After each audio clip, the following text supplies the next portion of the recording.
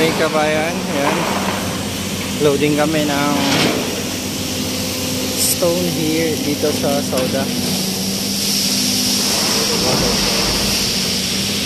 Nilipat niya sa Stribor. Ayan. Iuhulog ng wheel loader. Tapos lilipat ng excavator dito sa kabila.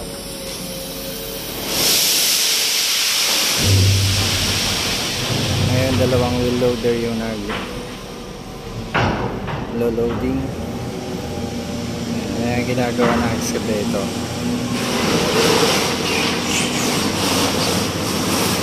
Lilipat niya sa kabila. Dadali namin to sa Queen Elizabeth, Norway pa rin. 14 hours from this port.